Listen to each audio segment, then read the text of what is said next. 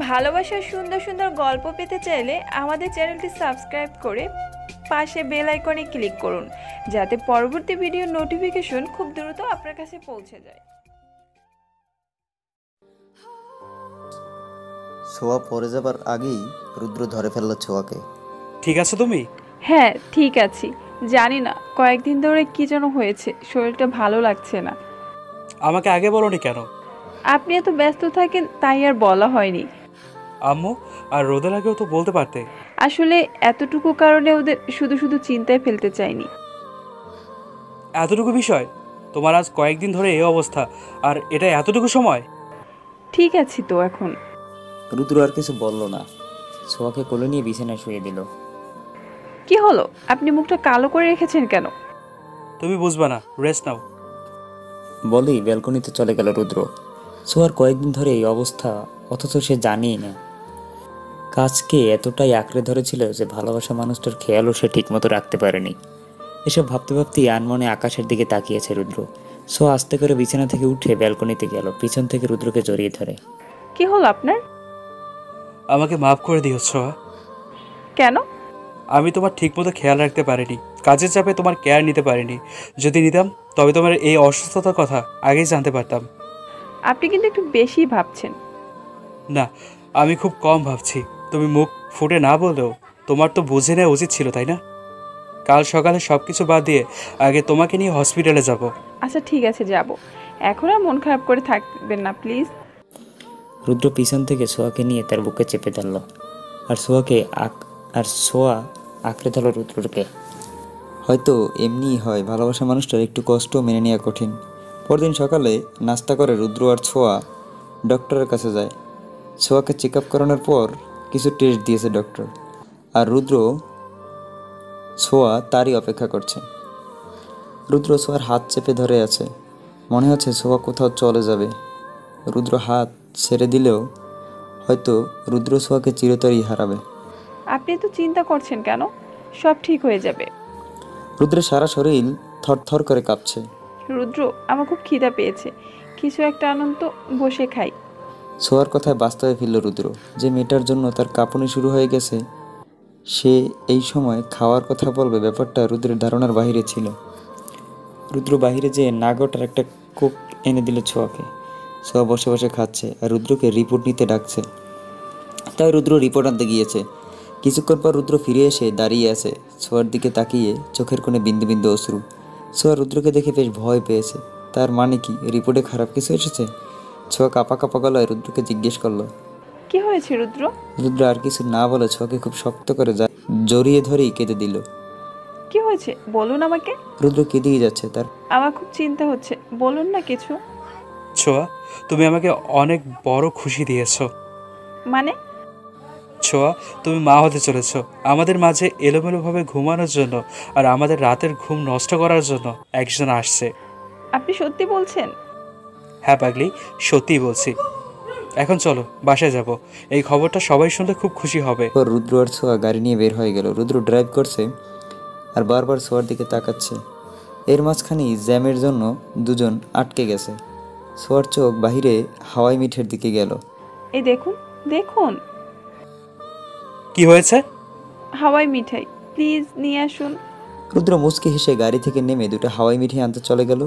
দুটো হাওয়াই মিঠাই এনে ছোঁয়ার হাতে দিতেই ছোঁয়া যেন খুশিতে টইটুম্বুর। ছোঁয়া মজায় বসে বসে খাচ্ছে, রুদ্র তাকিয়ে ছোঁয়ার দিকে।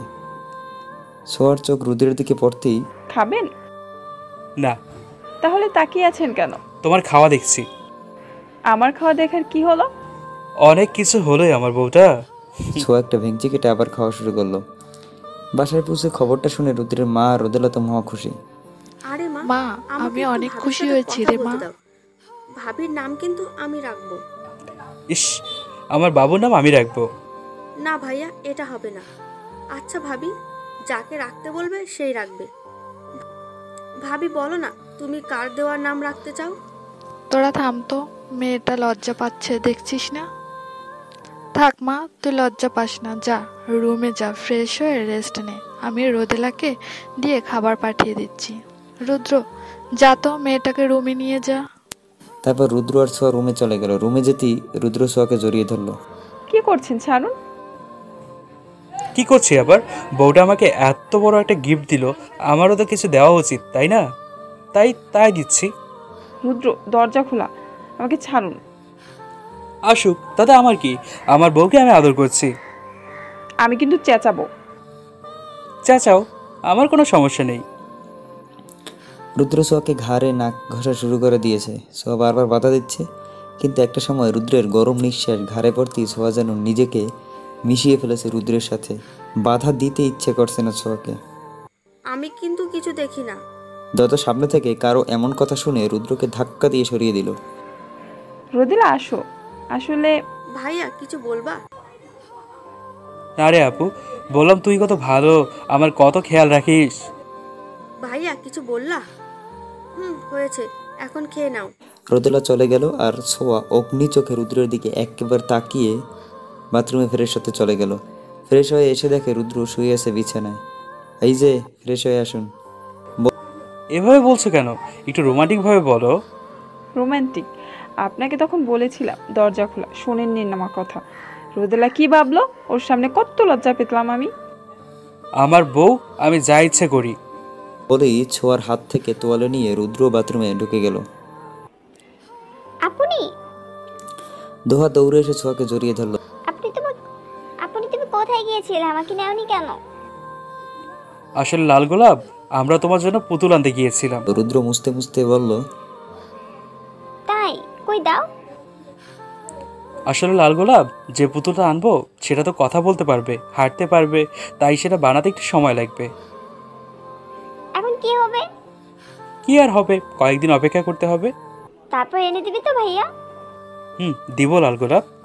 বলেই রুদ্র দোহার গালে চুমু দিল। এই রোদেল আপুকে বলে আসি নতুন পুতুলের কথা। বলেই দোহা আপনি এত খুশি? কি যে বলো, তুমি আমার জীবন হলে আমার সন্তান হবে আমার বেঁচে থাকার কারণ। খুশি হব না আবার? চলুন, এখন খেয়ে নেবেন। চলো। চলে গেল। তারপর রুদ্র আর সোয়া খেতে বসলো। আপনি খান, আমি একা খেতে পারবো তো। না, এখন থেকে তোমার সব খেয়াল আমি রাখবো। তুমি চাইলেও রাখবো, না চাইলেও রাখবো। এখন তুমি আর একা নও, আমার ছোট্ট প্রাণটাও আছে। হুম। রুদ্র সোয়ার দিকে কিছুক্ষণ তাকিয়ে থেকে রুদ্রের কপালে ভালোবাসার পরশ এঁকে দিল। দিনগুলো যেন স্বপ্নের মতোই কেটে যাচ্ছে। ফোনের আওয়াজে ঘুম ভাঙল রুদ্রের। আচ্ছা, আমি আসছি। স্যার, ছোঁয়া, আমাদের মেয়েটা কাজটা কমপ্লিট হয়ে গিয়েছে। আমরা এখন আসলে কষ্ট হোটেলে সইছে। পেয়েছি। এখন কয়েকদিন আপনি যাবৎ আসুন, কিছু আপনাকে খেতেই সব পারছে প্রমাণ না। দিয়ে দেব। মুখে খাবার দিয়ে সাথে সাথে বমি করছে। কাল রাতে এপাশ ওপাশ করে অনেক রাতে ঘুমিয়েছে। সোয়ার দিকে কিছুক্ষণ তাকিয়ে থেকে সোয়ার কপালে আলতো করে ভালোবাসা পরশ দিয়ে গেল রুদ্র। বাথরুম থেকে বের হতেই দেখলো সোয়া বিছানায় বসে আছে। ঘুম ভেঙে গেছে জানটার? আপনি আমাকে জাগাননি কেন? এমনি এমনি কাল অনেক রাতে ঘুমিয়েছো, তাই আর বিরক্ত করিনি। আমি যদি না জাগতাম, আমাকে না বলেই বের হয়ে যেতেন। তুমি জানলে কিভাবে আমি বের হব? আমি না জানলে কে জানবে? ফোনেই তো বলেছিলেন। কাকে জানো, আমি আসছি। তার মানে তুমি তখন জেগেছিলে? হ্যাঁ, আর আপনি আমাকে না বলে আমাকে টাচ করলেন কেন? কি বললো তুমি? আমার জানকে আমি চুমু দেব, আবার তার জন্য পারমিশন নিব? হ্যাঁ, দিতে হবে। তবে রে। বলে রুদ্র সোয়ার কাছে এসে সোয়ার গালে কামড় বসিয়ে দিল। এটা কি করলেন? বউকে আদর দিলাম। চুমু দিতে পারমিশন লাগবে, বাট কামড় দেওয়ার কথা তো বলনি। আপনি কি আমি? খুব হ্যাঁ জানি। এখন যাও, ফ্রেশ হয়ে নাও, একসাথে ব্রেকফাস্ট করে তারপর বের হবো। আচ্ছা বলে সোয়া ফ্রেশ হতে চলে গেল। ফ্রেশ হয়ে বের হয়ে সোয়া আর রুদ্র নিচে যেয়ে নাস্তা করলো। সোয়া, আমার মানিব্যাগটা আনোনি, একটু রুমে আসো তো, মানিব্যাগটা খুঁজে দাও। আচ্ছা, যাচ্ছি। সোয়া রুমে যেতে মানিব্যাগটা খুঁজতে লাগলো। কি খুঁজছো? আরে, আপনি তো বললেন মানিব্যাগ খুঁজছেন, কিন্তু মানিব্যাগ তো আমার কাছে। তাহলে আমাকে আনলেন কেন ডেকে? রুদ্র সোয়াকে আলতো করে তার কাছে নিল আর কপালে ভালোবাসা পরশ দিয়ে বলল, বের হওয়ার আগে বউটাকে একটু ভালোবাসা না দিলে হয়? সোয়া রুদ্রকে জড়িয়ে ধরল। রুদ্র বের হয়ে গেল। সোয়া বসে বসে বই পড়ছে। সোয়ার ফোনে একটা কল আসতেই সোয়া ফোনটা রিসিভ করলো। হ্যালো। আপনার হাজবেন্ডকে এত বিশ্বাস করবেন না, সে আপনার এত বিশ্বাসের প্রাপ্য না। কে আপনি? আর আমার হাজবেন্ডের নামে এসব বলার সাহস কে দিয়েছে আপনাকে? আপনি তো সেই যে এর আগে আমার আর আমার হাজবেন্ডের মাঝে ভুল বোঝানোর চেষ্টা করেছিলেন। তাহলে শুনে রাখুন, আমি আর আমার হাজবেন্ড অনেক ভালো আছি। আমি আমার হাজবেন্ডকে অনেক ভালোবাসি, আর আমি ওকে অনেক বিশ্বাস করি। আপনি ওর নামে যতই খারাপ কথা বলুন না কেন, আমি ওকে কিচ্ছুতে অবিশ্বাস করব না। আচ্ছা, বিশ্বাস করবেন না, তবে আপনাকে একটা ভিডিও পাঠাচ্ছি, সেটা দেখে নিন। আপনার কাছে সব ক্লিয়ার হয়ে যাবে। সোয়া আর কিছু না বলে রেগে ফোনটা রেখে দিল। যাই হয়ে যাক, কোনো ফালতু মানুষের কথা সে রুদ্রকে আর ভুল বুঝবে না। কিছুক্ষণ পর সোয়ার ফোনে একটা ভিডিও এলো। সোয়া নিজের অনিচ্ছা থাকা সত্ত্বেও ভিডিওটা ওপেন করলো। সোয়া ভিডিওটা দেখছে আর সোয়ার সারা শরীর অবশ্যই আসছে, কপালে বিন্দু বিন্দু ঘাম। সোয়া বিশ্বাস করতে পারছে না এসব নতুন করে সে রুদ্রকে ভুল বুঝতে চায়। সে বিশ্বাস করতে চায় না এসব সত্যি। যদি এগুলো সত্যি হয় তবে তার কি হবে? কি হবে তার অনাগত সন্তানের? সোয়া রুদ্রকে ফোন দিল। হ্যালো, কোথায় আপনি? এই তো একটু কাজে। এখন আসুন বাড়িতে। কেন, কি হয়েছে? তোমার শরীর ঠিক আছে তো? খারাপ লাগছে? আমি ঠিক আছি, আগে আপনি আসুন। সোয়ার কথা একটা রহস্যের কিছু শুনতে পেল রুদ্র, তাই এর দেরি না করে বাড়ির দিকে রওনা দিল সে। রুমে বসে আছে সোয়া, চোখগুলো ধারণ করেছে রক্তবর্ণ। রুমে আসতেই সোয়াকে দেখে ভয় পেয়ে গেল রুদ্র। ছোঁয়া, কি হয়েছে তোমার? সোয়া কিছু না বলে রুদ্রের সামনে ফোনটা ধরলো, সেই ভিডিওটা ওপেন করলো। রুদ্র সোয়ার দিকে তাকিয়ে আছে। এই ভিডিও সোয়ার কাছে কীভাবে এলো বুঝতে পারছে না। আসলে ছোঁয়া, এসব কি সত্যি? আমার কথা। ঠাস করে রুদ্রকে একটা থাপ্পড় মারলো ছোয়া। কেন করলে এমন? নিজের নোংরা জীবনে আমাকে আর আমার সন্তানকে কেন আনলে? আমাদের জীবন নষ্ট করার অধিকার আপনাকে কে দিয়েছে? রুদ্রের চোখ টলমল করছে। সোয়া আমার সন্তান রাস্তা দিয়ে হেঁটে গেলে লোকে তাকে নিয়ে কী সব বাজে কথা বলবে, আমার সন্তানের দিকে আঙ্গুল তুলবে। এটা কেমন করলেন আপনি? কাঁদতে কাঁদতে মাটিতে বসে পড়ল। ছোঁয়া, আমার কথাটা তো শোনো। ধরবেন না আপনি আমাকে। আপনার মতো মানুষের ছোঁয়া আমি চাই না। নিজেকে শেষ করে দিতে ইচ্ছে করে। এক জীবনে আমি আর কত কিছু সইব। ছোঁয়া, আমার কথাটা তো শোনো প্লিজ একটু। এসব বিশ্বাস করতে চাইনি, তবে ভালো যে আপনি স্বীকার করেছেন। নয়তো একটা মানুষকে ভালো মানুষ ভেবে ভুল করতাম আমি। এসব আমি চিন্তাও করিনি। কিন্তু আমার বাচ্চা, একটা নিষ্পাপ শিশুটার কি হবে? রুদ্রের বুক দুমড়ে মুচড়ে যাচ্ছে। ছোঁয়া প্লিজ, আমার কথাটা একটু শোনো। এসব করার পেছনে অনেক কারণ ছিল। কথা বলবেন না আপনি। আপনি একটা খারাপ লোক, একটা জানোয়ার। কত জীবন নষ্ট করেছে, এখন আবার আমার সন্তানের জীবনও নষ্ট করতে চাচ্ছেন। ছোয়া বলা কথাগুলো শুনে ভিডিওতে ছোয়া দেখছে রুদ্র একটা লোককে অনেক মারছে। একটা সময় লোকটাকে মারতে মারতে গুলি করে মেরে ফেলছে। কিন্তু ছোয়া এসব দেখার পরও রুদ্রকে ভুল বুঝতে চায়নি। কিন্তু রুদ্র যখন নিজের মুখে স্বীকার করলো রুদ্র সত্যি এমনটা করছে, ছোয়া নিজেকে কন্ট্রোল করতে পারলো না। আমি পারবো না আমার সন্তানকে একটা খুনির পরিচয় বড় করতে। আমি ওকে নিয়ে অনেক দূরে চলে যাব। ছোঁয়া, এসবের পেছনে একটা বড় কারণ আছে, বিশ্বাস করো আমাকে। না, আর না, আমি বিশ্বাস করি না তোর মতো জানোয়ারকে। আমার আর আমার সন্তানের কাছে আসবি না তুই। খুনি তুই। দরকার হলে আমার বাচ্চাকে মেরে নিজেও মরবো, কিন্তু তোর। ঠাস। ছোয়ার কথা শেষ করার আগে রুদ্র ছোয়ার গালে একটা থাপ্পড় বসিয়ে দিল। কি বললি তুই? আমার সন্তানকে মেরে নিজেও মরবি? এই কথা বলার সাহস কিভাবে হলো তোর? হ্যাঁ, কিভাবে হলো? মেরে ফেলুন আমাকে, মারতে মারতে একদম শেষ করে ফেলুন। এ জীবন চাই না আমি। আর একবার মরার কথা শুনলে আমি কি করব কল্পনাও করতে পারবি না। বলে রুদ্র বেরিয়ে গেল আর ছোয়া বসে বসে কাঁদতে লাগলো। হ্যালো ভাইয়া, হ্যাঁ বল। তোর সাথে কি ভাবির কিছু হয়েছে? এই কথা জিজ্ঞেস করছিস কেন? ভাবি দুপুরে খায়নি, দরজা বন্ধ করে আছে।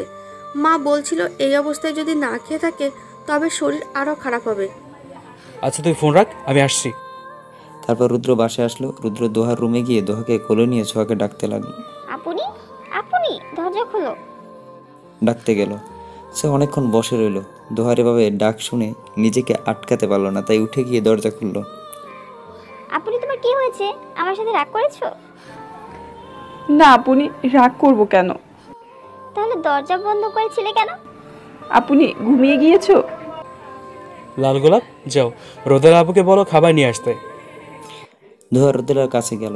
সোয়া রুমে এসে আবার বিছানায় বসলো। আমার অপরাধের শাস্তি বাচ্চাটাকে কেন দিচ্ছ? আমাকে দাও যত ইচ্ছা, কিন্তু আমার নিষ্পাপ বাচ্চাটার কোনো দোষ নেই ছোঁয়া। ভাইয়া খাবার। হ্যাঁ দিয়ে যা। রোদেলা খাবার রেখে চলে গেল।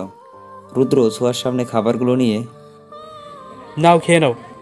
কি হলো, খেয়ে নাও, মেডিসিন নিতে হবে। আমাকে আর আমার সন্তানকে মুক্তি দিন রুদ্র। ছোঁয়া এমন কোনো কথা বলো না যাতে আবার রাগ ওঠে, প্লিজ। কেন আপনারা ঘুরবে কেন বলুন?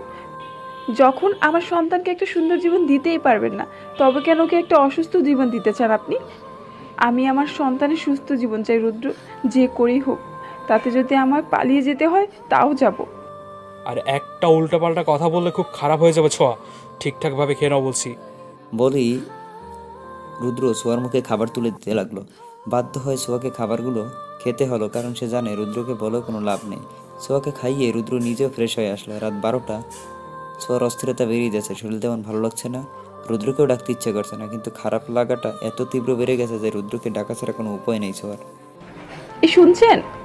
ছোঁয়ার ডাকে দরফরিয়ে ওঠে রুদ্র। রুদ্র কি হয়েছে? আমার কেমন জানি খারাপ লাগছে। মানে? জানি না, মাথা ঘুরাচ্ছে, অস্থির লাগছে। দেরি না করে ডক্টরকে ফোন দিল। ডক্টর এসে ছোঁয়ার চেক আপ করলো আর রুদ্রকে বলল ছোঁয়ার বেশি খেয়াল রাখতে, মানসিক চাপের জন্য এমন হচ্ছে। ডাক্তার চলে যাবার পর ছোঁয়া, আমার থেকে দূরে থাকলে তো তুমি ভালো থাকবে, তাই না? তবে তাই হবে। কাল সকালে আমি তোমাকে তোমার মায়ের কাছে দিয়ে আসবো। ছোঁয়া কী বলবে বুঝতে পারছে না। রুদ্রের কথায় সে খুশি হতে পারছে না, কারণ যাই হোক সে রুদ্রকে ভালোবাসে আর রুদ্রের সন্তান তার শরীরে। ছোঁয়া আর কিছু না বলে ঘুমিয়ে পড়ল। আর রুদ্র ব্যালকনিতে দাঁড়িয়ে, জান, আজ তোমাকে অনেক কষ্ট দিয়েছি তা আমি জানি, তবে এসব করছি একটা কারণে। যেদিন তুমি তা জানতে পারবে তখন হয়তো অভিমান করবে একটু, তবে তোমার সব ভুল বোঝাবুঝির অবসান হবে খুব তাড়াতাড়ি। যা করছি তোমার জন্যই করছি, আমার সন্তানের জন্য করছি। আনমনে আকাশের দিকে তাকিয়ে রুদ্র পরদিন সকালে ছোঁয়া, এই ছোঁয়া, তাড়াতাড়ি ওঠো। চোখ মেলতেই ছোঁয়া দেখলো রুদ্র তাকে ডেকেই যাচ্ছে। কি হয়েছে, ডাকছেন কেন? আজ না তুমি তোমাদের বাসায় চলে যাবে, এত সময় ঘুমালে হবে? ওঠো তাড়াতাড়ি, ফ্রেশ হয়ে নাও, নাস্তা করে রেডি হও। আর আমি তোমার ব্যাগও গুছিয়ে দিয়েছি। ছোঁয়া এবার বড় বড় চোখে তাকিয়ে আছে রুদ্রের দিকে। কাল অব্দি যে মানুষটা শুধুমাত্র সে চলে যাবার কথা বলেছে বলে তাকে একটা থাপ্পড় মেরেছে, আজ সেই মানুষটা নিজেই তাকে নিজের থেকে আলাদা করে দিয়েছে। শুধু তাই না, ব্যাগও নিজের হাতে গুছিয়ে নিয়েছে। ছোঁয়ার কাছে এসব যেন স্বপ্নের থেকে কম না। আপনি কি করছেন? কাল তো আপনার কাছ থেকে দূরে যাব বলছি, তাই আমাকে থাপ্পড় দিলেন, কিন্তু আজ আসলে আমি ভুলছিলাম, কেউ না থাকতে চাইলে তাকে তো আর বেঁধে রাখা যায় না, তাই না? আর তুমি যখন আমার কাছে থাকতেই চাইছো না, তোমাকে শুধু শুধু আটকে রেখে কষ্টই বা দেবো কেন বলো? আর যত তাড়াতাড়ি তুমি যাবে মায়াটাও তত কম পড়বে। চলেই যখন যাবে দেরি করে তো লাভ নেই, বলো? ছোঁয়া রুদ্রের মুখের দিকে তাকিয়ে রুদ্রের কথাগুলো শুনতে। রুদ্র কি বলছে সে বুঝেও যেন বুঝছে না। কি হলো, আমার দিকে তাকিয়ে থাকলে হবে? যাও তাড়াতাড়ি রেডি হয়ে নাও, রেডি হও, আমি তোমাকে দিয়ে আসবো। আমি একা যেতে পারবো। আরে না, তোমাকে এই অবস্থায় একা ছাড়া ঠিক হবে না। বাকি জীবনটা তো একাই ছেড়ে দিচ্ছেন, তবে আজ একা গেলে ক্ষতি কি? বাকি জীবনটা একা যেও, আজ না হয় আমার সাথেই যাও। রুদ্রের কথার কোনো উত্তর না দিয়ে ছোঁয়া বাথরুমে ঢুকে গেল। আয়নার সামনে দাঁড়িয়ে ছোঁয়া আজ রুদ্রের থেকে দূরে সরে যেতে তার বুকটা ফেটে যাচ্ছে। যতই খারাপ কথা বলুক না কেন, সে রুদ্রকে অনেক ভালোবাসে। রুদ্রকে ছাড়া থাকার কথা সে চিন্তাও করেনি, কিন্তু কালকের পর সে নিজেই আলাদা হতে চেয়েছে রুদ্রের থেকে। কিন্তু আজ যখন রুদ্র তাকে আলাদা করে দিচ্ছে, ছোঁয়া যেন তা মেনে নিতে পারছেন, কারণ সে যে রুদ্রের জোর করে ভালোবাসাটাকেও খুব ভালোবেসে ফেলেছে। রুদ্র যে তার দ্য ভিলেন লাভার, তাকে ছাড়া কিভাবে থাকবে সে? কথাগুলো ভাবছে আর আয়নার সামনে তাকিয়ে চোখের পানি ফেলছে ছোঁয়া। কিছুক্ষণ পর ফ্রেশ হয়ে বের হয়ে এলো ছোঁয়া। তুমি এসে গেছো, চলো আমি নিচে আছি, রেডি হয়ে আসো, নাস্তা করে বের হবো। ছোঁয়া কিছু না বলে রেডি হতে লাগলো। রুদ্রের বাসায় সবাই জানে ছোঁয়া মায়ের কাছে যাচ্ছে বেড়াতে, আর রুদ্র ছোঁয়াকে রিকোয়েস্ট করছে ছোঁয়া যেন সত্যিটা কাউকে না বলে। রুদ্র পরে সবাইকে সব বুঝিয়ে নেবে। খাওয়া দাওয়া শেষ করে সবার থেকে বিদায় নিয়ে বের হয়ে গেল রুদ্র। ছোঁয়া আর দোহা গাড়ি চলছে আপন গতিতে, আর রুদ্র ড্রাইভ করছে।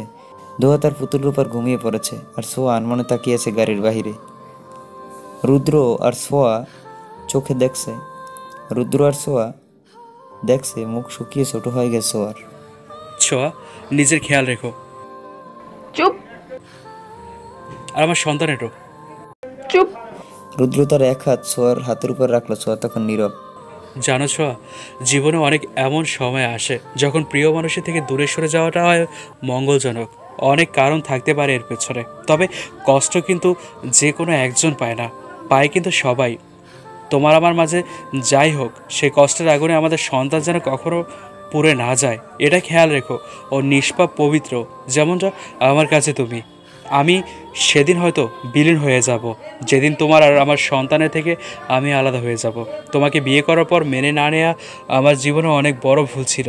তোমাকে দূরে সরিয়ে দিয়ে তেমন কোনো ভুল আমি আর করব না। এবার সোয়া তাকালো রুদ্রের দিকে।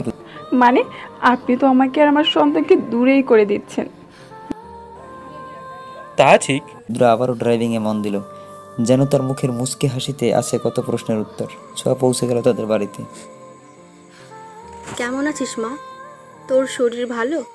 বাবা, তুমি কেমন আছো? ছোঁয়ার মা ছোঁয়ার কোনো কথার উত্তর না দিয়ে ভিতরে চলে গেল। কি হয়েছে বাবা? কিছু না আম্মু, ওর একটু মন খারাপ, কিছুদিন আপনার কাছে থাক। আচ্ছা বাবা, তার সমস্যা নেই, তুমি আজ থেকে যাবে কিন্তু। না আম্মু, আমার একটু কাজ আছে, আমাকে যেতে হবে। থাকলে ভালো হতো বাবা। আসবো আম্মু। আম্মু, মামা কোথায়? ও ও সকালে একটু বেরিয়েছে বাবা। ও আচ্ছা আম্মু, আমি আসি। ছোঁয়ার খেয়াল রাখবেন। আচ্ছা বাবা। সোয়াকে বাসায় পৌঁছে দিয়ে রুদ্র বেরিয়ে পড়ল।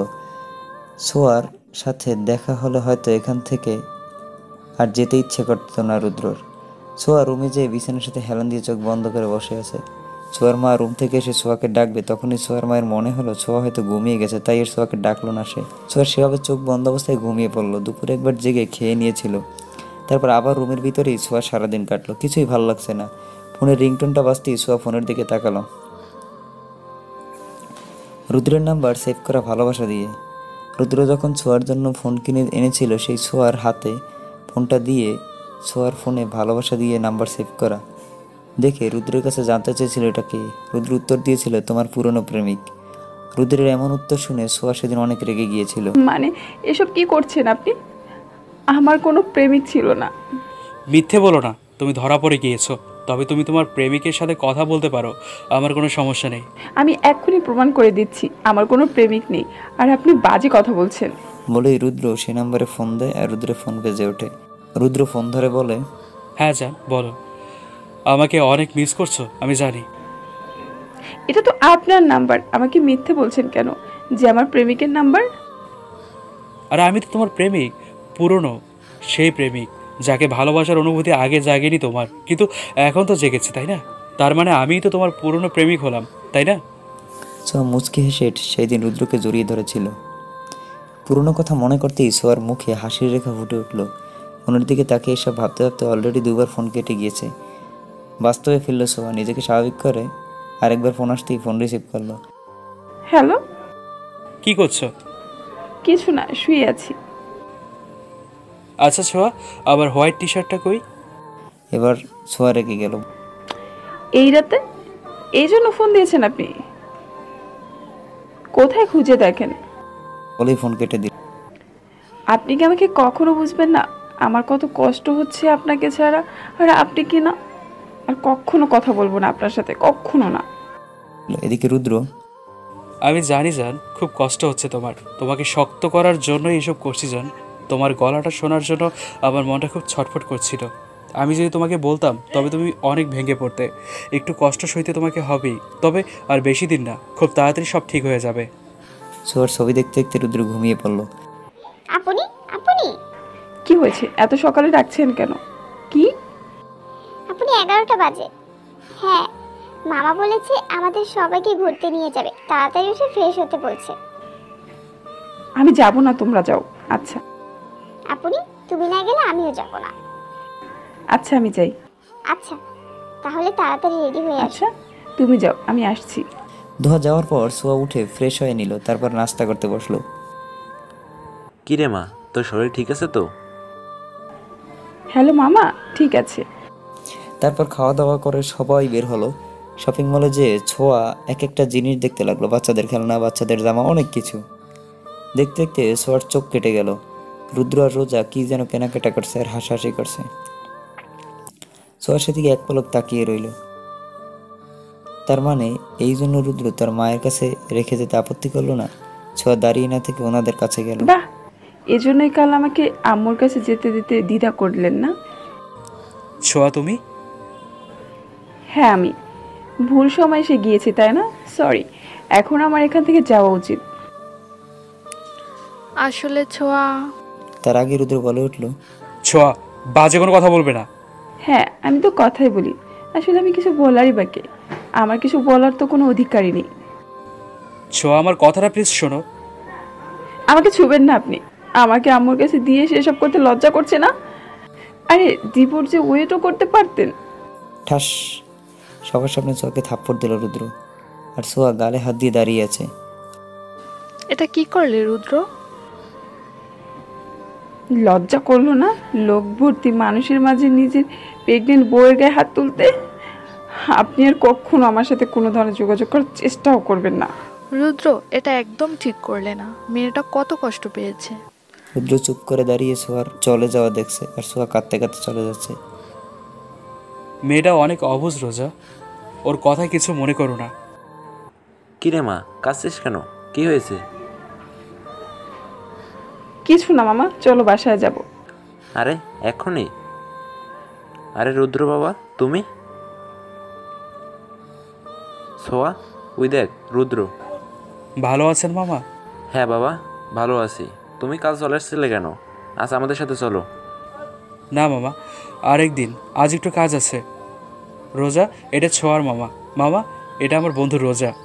ভালো আছো মা? তাই রুদ্র, ওকে নিয়েই চলো বাড়িতে। না মামা, আরেক দিন, আজ আমাদের একটু কাজ আছে। মামা তাদের কাছে আছে, জোর করো না, চলো বাসায় যাব। এ কেমন কথা ছোঁয়া? বাবা ছোট মানুষ, ওর কথায় কিছু মনে করো না। তাহলে রোজা মা, একদিন এসো আমাদের বাসায়। আচ্ছা মামা, আসবো। ছোঁয়া আর কিছু না বলে হাঁটতে শুরু করলো। এই ছোঁয়া দাঁড়া, দেখ তো কী হলো মেয়েটা। আচ্ছা বাবা, আমি যাই, তোমরা এসো কিন্তু। আচ্ছা মামা। ছোঁয়ার মামা ছোঁয়ার পিছনে যাচ্ছে, আর রুদ্র দাঁড়িয়েছে সেখানে। বাসায় এসে বিছানায় এসে অনেকক্ষণ কেঁদেছে ছোঁয়া। আর ওদিকে রুদ্রর ছোঁয়াকে থাপ্পড় মারা নিয়ে অনুশোচনার শেষ নেই। ছটফট করে ছোঁয়াকে একবার দেখার জন্য রুদ্র আর কিছু না ভেবে ছুটে গেল ছোঁয়ার কাছে। ছোঁয়া বিছানায় শুয়ে শুয়ে কাঁদছে। হঠাৎ করে উপস্থিতি অনুভব করে ছোঁয়া। উঠে বসতেই রুদ্র ছোঁয়ার মুখ চেপে ধরল। প্লিজ জান, চিৎকার দিও না। বাসায় বড়রা আছে, কি না কি মনে করবে। তুমিও লজ্জায় পড়বে আর আমিও। ছোঁয়া বড় বড় চোখ করে তাকিয়েছে রুদ্রের দিকে। ইস, কান্নাকাটি করে চোখটাকে একবারে ফুলিয়ে ফেলেছ। কেন এসেছেন এখানে? কেন এসেছেন? তখন থাপ্পড় মেরে হয়নি, এখন আবার মারতে এসেছেন? উফ, তুমি বড্ড বেশি কথা বলো। শুধু বেশি কথা না, বেশি ফাও কথা বলো। আমি যা ইচ্ছে তাই বলি, তাতে আপনার কি? বেরিয়ে যান এখান থেকে। যদি না যাই? আমি চেঁচাবো। ওকে, চেঁচাও। হাজব্যান্ডের সাথে ওয়াইফ এভাবে চেঁচাবে, ব্যাপারটা কত লজ্জার, তাই না? কিন্তু তুমি তো তা বুঝলে না। থাক, আমার কোনো সমস্যা নেই। তুমি তো জানো আমার এমনি লজ্জা কম। আমার রাগ উঠাবেন না, যান এখান থেকে। এই ছোঁয়া, প্লিজ এত রেগে থেকো না। তখনকার জন্য সরি, আমি চাইনি, কিন্তু তুমি না বুঝেই। ছোঁয়ার অনেক কাছে চলে এলো, ছোঁয়ার ঘাড়ে নাক ঘষতে ঘষতে। বিশ্বাস করো, তোমাকে ছাড়া অন্য কাউকে ভালোবাসার চোখে দেখি না আমি। আর তুমি ভাবলে কিভাবে আমি অমন কিছু করতে পারি? রুদ্র, অনেক রাত হয়েছে, যান এখান থেকে। তুমি কি জানো না, একজন স্বামীর তার বউয়ের কাছে আসার জন্য রাত দিন পরোয়া করে না। তার যখন ইচ্ছে সে আসতে পারে। মহান আল্লাহ এই অধিকার একজন স্বামীকে দিয়েছে। ছোঁয়ার অনেক কাছে এসে কথাগুলো বলছে রুদ্র। হ্যাঁ, আর সেই স্বামী যখন নিজের বউকে বাপের বাড়ি ফেলে অন্য মেয়ের সাথে হাসাহাসি করে ঘুরতে বের হয়, তখন সেটা কি? রুদ্র ছোঁয়ার ঘাড়ের থেকে মুখ সরিয়ে ছোঁয়াকে জড়িয়ে ধরল। তোমাকে কি করে বোঝাই ছোঁয়া? আমাকে কিছু বোঝাতে হবে না। ওকে, ওকে বোঝাবো না। তবে কাল তোমার সাথে আমার দেখা হচ্ছে কোর্টে। মানে? তুমি তো আমার সঙ্গে থাকতে চাও না, তবে এই রিলেশনে নিজেকে আটকে রাখতে চাই না আমি। তাই কাল এর একটা হেস্তনেস্ত করেই ছাড়বো। কেন? আমি জানি তুমি অনেক খুশি। তুমি তো এটাই চেয়েছিলে। তাহলে আজ স্বামীর অধিকার এখানে কেন এসেছেন? বারে, এতদিন একটা মেয়ের সাথে থাকলাম, কিছুটা মায়া তো পড়েই গিয়েছে। আর আজকেই তো শেষ দিন, তাই শেষবারের মতো ভাবলাম। সোয়া রুদ্রকে ছেড়ে উঠে দাঁড়ালো। আপনি এত খারাপ রুদ্র, ছি। আরে ছি বলার কি আছে, তোমার জন্য আর কতদিন এভাবে একা কাটাবো? এরপর বিয়ে শাদী করে আবার নতুন করে সব শুরু করতে চাই। মানে আপনি বিয়েও করেছেন? কালকেই। এটা হতে পারে না। কেন পারে না? তুমি দেখো, কালকেই আমার বিয়ে হবে। আর শোনো, আগে থেকে আবার হাউমাউ করে কেঁদে কেটে এসব সবাইকে জানিয়ে দিও না। কাল সবাইকে নিয়ে কোর্টে যাবে, আমি সবাইকে সব কিছু বুঝিয়ে বলবো। বলে রুদ্র বিছানা থেকে উঠে বেরিয়ে গেল। আর সোয়া আগের মতোই সেখানে দাঁড়িয়ে আছে। রুদ্রের বলা কথাগুলো যেন কানে পাচ্ছে সোয়ার। সোয়া যেন আজ নিজেকে বিশ্বাস করতে পারছে না। তাকে পাগলের মতো ভালোবাসার লোকটা কাল থেকে অন্য কারো হয়ে যাচ্ছে, এটা সে মানতেই পারছে না। তার কথা সে ভাবছে না। তার সন্তানের কী হবে? সে কি তার বাবার আদর পাবে না? বাবার হাত ধরে কখনো চলতে পারবে না? পরদিন সকালে হ্যাঁ রোজা, এই অবস্থায় ওকে প্রেশার দিতে পারবো না আমি। তুমি তো আজ দেখলেই ও কিছু না বুঝেই চিল্লায়, অবুঝের মতো করে। তবে এটা আর বেশি চলতে দেওয়া যাবে না। আমি চাই না আমার ছোঁয়া আর আমার সন্তানের কত ক্ষতি হোক। ঠিক বলছো, এসব শেষ হওয়া দরকার। ফোনের আওয়াজে ঘুম ভাঙল সোয়ার মামার। হ্যালো মামা। মামা সোয়াকে নিয়ে এখনই কোর্টে চলে আসলো। বিশাল গন্ডগোল হয়ে গিয়েছে। কী হয়েছে বাবা? মামা, প্রশ্ন করার সময় নেই, আপনি আগে আসুন। আচ্ছা বাবা, আমরা সবাই আসছি। সোয়ার মামা সবাইকে ডেকে এক করলো, সবাইকে নিয়ে কোর্টে রওনা দিল। সোয়া আনমনে বসে আছে, কারণ সে জানে কি হতে যাচ্ছে। আজ সে তার সন্তানের পিতার থেকে আলাদা হতে যাচ্ছে। রুদ্র একদিন বলেছিল, মরণ ছাড়া আর কেউ সোয়াকে আলাদা করতে পারবে না। সোয়া আর ওর সন্তানকে নিয়ে রুদ্র এক স্বপ্নের ঘর বাঁধবে। সেখানে থাকবে না কোনো ভুল বোঝাবুঝি, থাকবে না কোনো রাগ। তবে আজ কি হলো? আজ তারই চোখের সামনে রুদ্র অন্য কারো হয়ে যাবে। তার দাঁড়িয়ে দেখা ছাড়া আর কিছুই করার থাকবে না। ছোঁয়ার চোখের কোণে আজ বিন্দু বিন্দু জলগুলো যেন বাধাহীন হতে চাইছে। গাড়ি ব্রেক করে বাস্তবে ফেলল ছোঁয়া। সামনে তাকাতে রুদ্রের দিকে চোখ পড়ে গেল। রুদ্র আজ ব্লু কালারের পাঞ্জাবি পরছে, ছোঁয়ার পছন্দের কালার। তবে রুদ্র কখনো পাঞ্জাবি পরতে চায় না। আজ হয়তো অন্য কাউকে নিয়ে নতুনভাবে জীবন শুরু করবে, তাই পাঞ্জাবিটা পরেছে। তাই বলে ছোঁয়ার পছন্দের কালারটাই কেন পরতে হবে? কালারের কি আকাল পড়েছে নাকি ছোঁয়াকে দেখাতেই তার পছন্দের কালারের পাঞ্জাবি পরা? রুদ্রের দিকে তাকিয়ে এসব ভাবছে ছোঁয়া। রুদ্র ছোঁয়ার দিকে তাকালো না। ছোঁয়ার মামার সাথে কথা বলতে বলতে ভিতরে গেল। ছোঁয়ার মা তাদের সাথে সাথে ভিতরে গেল। মামা, ছোঁয়া এটা কেমন পাগলামি করলে বলুন তো? ওর কথা না ভাবুক, দোহার তো একটা ফিউচার আছে, তাই না? কি হয়েছে বাবা? আসলে আম্মু ছোঁয়া ওর সব সম্পত্তি এতিমখানা দান করে দিয়েছে। আমাকে আমার এক পরিচিত এসব ফোন করে বলেছে, তাই তো আপনাদের সবাইকে ডাকলাম। ততক্ষণে ছোঁয়ার পিছনে রোজা এসে দাঁড়িয়েছে। ছোঁয়া রুদ্রের কথা বুঝতেই পারছে না। রুদ্র সব কী বলছে নিজেও জানে না। ছোঁয়া কিছু বলতে যাবে, তখন রোজা বলল, ছোঁয়া, যা হচ্ছে তা হতে দাও, কিছু বলো না, একটু পর সব বুঝতে পারবে। মানে এসব কবে করলো ছোঁয়া? যার জন্য এত বছর ধরে এই দুটো মেয়ে লালন পালন করে বড় করলাম, আর আজকে শুনি সে জিনিসই নাকি অন্য কারো নামে হয়ে গেছে।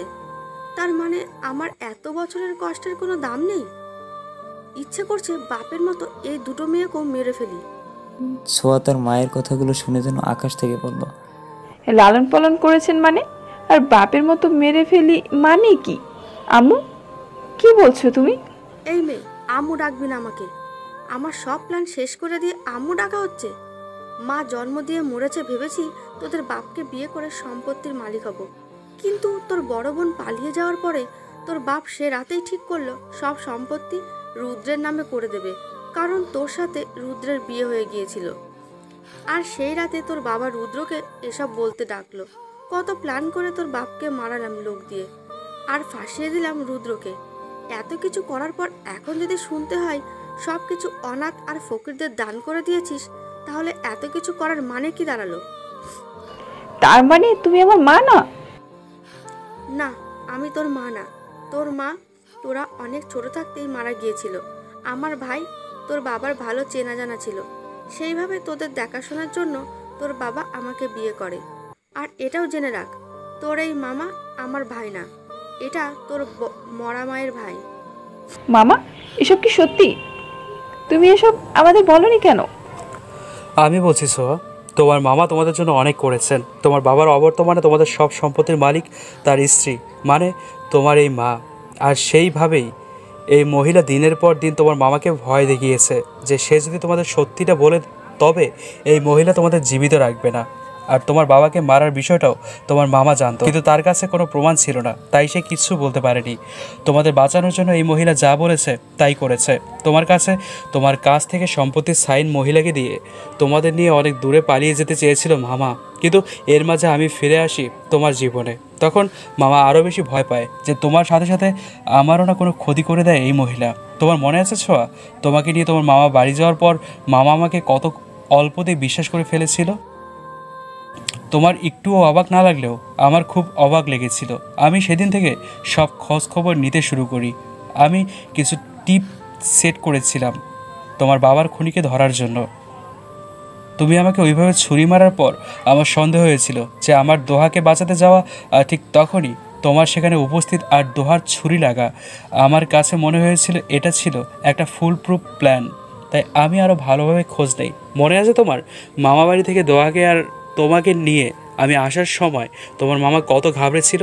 তখন মামাকে দেখে আমার সন্দেহ হয়েছিল। তারপর আমি মামার পেছনেও লোক লাগাই। তারপর আমি যে সত্যিটা জানতে পারি তা শুনে আমার মাথা পুরোটা এলোমেলো হয়ে যায়। তোমার মামা আর তোমার মায়ের কথার ভয়েস রেকর্ড, আর তাতে এই মহিলা বলছিল যে মামা যদি কাউকে কিছু জানাতে চেষ্টা করে তবে দোহাকে মেরে ফেলবে, কারণ দোহা ছোট, সম্পত্তির সাথে এখন ওর কোনো লেনদেন নেই।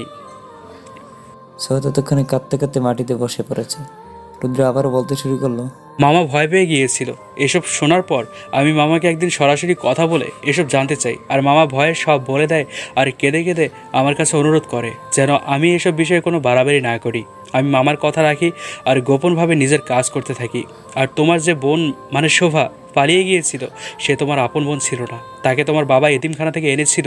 কিন্তু তার বিয়ের দিন এই মহিলা তোমার সেই বোনকে অন্য একটা ছেলের হাতে তুলে দেয়, কারণ মেয়েটাকে তোমার বাবা নিজের মেয়ের মতো ভালোবাসতো। আর তার বিয়ের পর তোমাদের সম্পত্তির হাফ শোভার নামে করে দিতে চেয়েছিল, তাই এই মহিলা এই কাজ করেছে। কিন্তু যার হাতে তুলে দিয়েছিল সেই ছেলেটা ভালো ছিল, কথা ছিল শোভাকে কিছুদিন রেখে ছেড়ে দেবে, কিন্তু তার আগেই সেই ছেলে শোভার প্রেমে পড়ে যায় আর শোভাকে বিয়ে করে নেয়। শোভা তোমাদের সাথে দেখা করতে আসতে চেয়েছিল, কিন্তু মামা ওকে তোমার বাবার মারা যাওয়ার কথা জানায় আর সব ঘটনা জানায়, তাই শোভা আর আসেনি। কিন্তু তোমাদের খবরাখবর রাখে একজন বড় বোনের মতোই। আর তোমার মামা মাঝে মাঝেই ওর সাথে দেখা করতে চায়। এই মহিলা সম্পত্তির জন্য সব করেছে। আমি যখন পুরোটা ক্লিয়ার হয়ে যাই তখন আমার কাছে কোনো প্রমাণ ছিল না, যার ভিত্তিতে আমি তার খেলাপে কোনো তদন্ত করতে পারিনি। তাই আমিও একটা প্ল্যান করি। আমার অফিসের এক লোকের সাহায্য নিয়ে সে ভিডিও বানাই, যা শত্রু সেজে তোমাকে পাঠাই, কারণ আমি তোমাকে সরাসরি সব বলতে চাইলে তুমি আগেই ভেঙে পড়তে আর তার জন্য বড় কোনো ক্ষতিও হতে পারতো। তাই আমি ইচ্ছা করেই তোমাকে আমার বিরুদ্ধ করি, ভুল বোঝাই, আর আমার প্ল্যান মাফিক তুমিও ভুল বোঝো। তারপর আমাকে তোমার বাড়ি দিয়ে আসো। তারপর তোমাকে তোমার বাড়িতে দিয়ে আসা, আমার তোমাকে ডিভোর্স দেওয়ার কথা সবই ছিল একটা প্ল্যান। আর সেদিন শপিং মলে আমার আর রোজার যাওয়ার কারণও তুমি ছিলে। সকালে আমি মামাকে বলি তোমাকে নিয়ে আসতে, কারণ আমি এই মহিলাকে বিশ্বাস করাতে চেয়েছি যে তোমার সাথে আমার দূরত্ব বেড়ে যাচ্ছে, আর তোমার শপিং মলে করা সেই সিন ক্রিয়েট করাও চেয়েছিলাম আমি, কারণ আমি দেখছিলাম দূর থেকে এই মহিলা আমাদের দেখছে। কিন্তু তুমি কান্নাকাটি করে নিজের আর আমার সন্তানের ক্ষতি করেছিলে, যা আমি মেনে নিতে পারছিলাম না। তাই এই খেলাটা আজই শেষ করার সিদ্ধান্ত নিলাম। আর আমি জানি যে সম্পত্তির জন্য এত কিছু করেছে, সে যখন জানবে সেই সম্পত্তি এখন এতিমখানায় ডোনেট হয়ে গিয়েছে তখন তার মাথা ঠিক থাকবে না। আর দেখো আজ তাই হলো, এই মহিলা সবার সামনে নিজের দোষ স্বীকার করলো। তার মানে এসব প্ল্যান ছিল? আমি তোদের কাউকেই ছাড়বো না। আপনার আর কাউকে ছাড়া লাগবে না, এখন পুলিশ আপনাকে ছাড়বে না। এত পুলিশ ঘিরে ধরেছে মহিলাকে আর কারাগারে বন্দি করার জন্য নিয়ে গিয়েছে তাকে। ছোঁয়া বসে বসে কাঁদছে। তাদের সাথে বড় ধোঁকা হবে সে কখনোই ভাবতেই পারেনি। ছোঁয়া, যা হয়েছে তা হয়েছে, এতে তোমার কোনো দোষ নেই। এখন তোমাকে দোহার খেয়াল রাখতে হবে। ছোঁয়া রুদ্রকে জড়িয়ে ধরে কান্না করে দিল। আমাকে মাফ করে দিন, আমি আপনাকে অনেক ভুল বুঝেছি, অনেক কষ্ট দিয়েছি। আরে তোমরা তাড়াতাড়ি ওঠো, ওদিকে সব রেডি, এখনই তোমাদের বিয়ে হবে। মানে? কাল তোমাকে বললাম না আজ আমার বিয়ে? হ্যাঁ, আজই তো, তাড়াতাড়ি ওঠো। মানে আপনি এসব কি বলছেন? আমি তো কিছুই বুঝতে পারছি না। আরে বোকা মেয়ে, আমাদের বিয়ে তো ধর্মীয়ভাবে অনেক আগেই হয়ে গিয়েছিল, কিন্তু রেজিস্ট্রি করে তো হয়নি, তাই আজ সেটাও আপনিও না।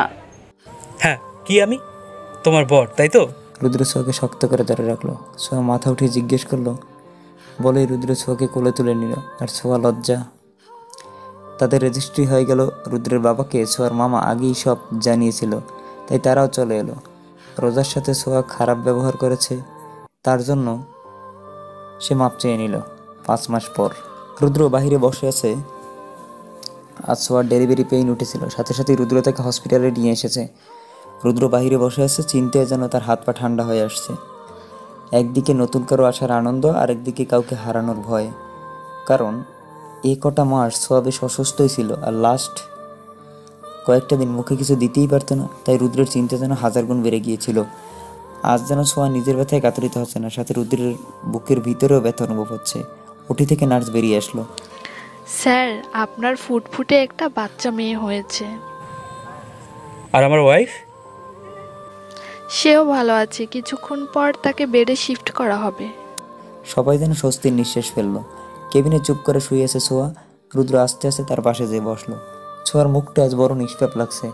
ছোঁয়ার দিকে তাকিয়ে রুদ্র এই কথাই ভাবছে, আজ যদি ছোঁয়ার কিছু হয়ে যেত তাহলে সে কিভাবে থাকতো। ভেবেই রুদ্রের চোখ থেকে 2 ফোঁটা পানি গড়িয়ে পড়লো। এই কাঁদছেন কেন? রুদ্র এবার জোরে জোরে কেঁদে দিল। এই দেখো, বোকার মতো কাঁদছে। তোমার কিছু হলে? চুপ, আমি ঠিক আছি। এই শুনুন না, আমাকে আপনার বুকে নিন প্লিজ। রুদ্র উঠে ছোঁয়াকে শক্ত করে বুকে চেপে ধরলো। ভিলেনটা কাঁদছে কেন? যার জন্য ভিলেন হয়েছি তাকে হারানোর ভয়ে। হ্যাঁ, তাই তো। আমি মরে গেলে অত্যাচার কার উপর করতেন, তাই না? রুদ্র ছোঁয়ার মাথাটা উঠিয়ে, আমি অত্যাচার করি? করেন তো, রোমান্টিক অত্যাচার। বলেই ছোঁয়া রুদ্রের নিজের ঠোঁট দখল করে নিল। এরই মাঝে ওদের বেবিকে নিয়ে সবাই আসলো। ছোঁয়া আর রুদ্র বেশ লজ্জাই পেল, কারণ তারা একে অপরকে জড়িয়েছিল। রোদেলা বাবুকে ছোঁয়ার কোলে দিল, আর ছোঁয়া বাবুর ছোট ছোট হাত পাগুলো দেখতে লাগলো, আর বাবুর কপালে একটা চুমো দিল। ভাইয়া, আমার নতুন পুতুল। লাল গোলাপ আমাদের সবার নতুন পুতুল। রুদ্র আর দোহার কথা শুনে সবাই হেসে দিল। গল্পের ভুল ত্রুটিগুলো ক্ষমার নজরে দেখবেন। আর গল্পের শুরু থেকে শেষ পর্যন্ত যারা সাথে ছিলেন সকলকে অনেক অনেক ধন্যবাদ। আর হ্যাঁ, পুরো গল্পটা কেমন লাগলো অবশ্যই একটা কমেন্ট করে জানাবেন। আবারও আপনাদের সামনে হাজির হব নতুন কোনো গল্প নিয়ে। সে পর্যন্ত ভালো থাকুন, সুস্থ থাকুন। আল্লাহ হাফেজ।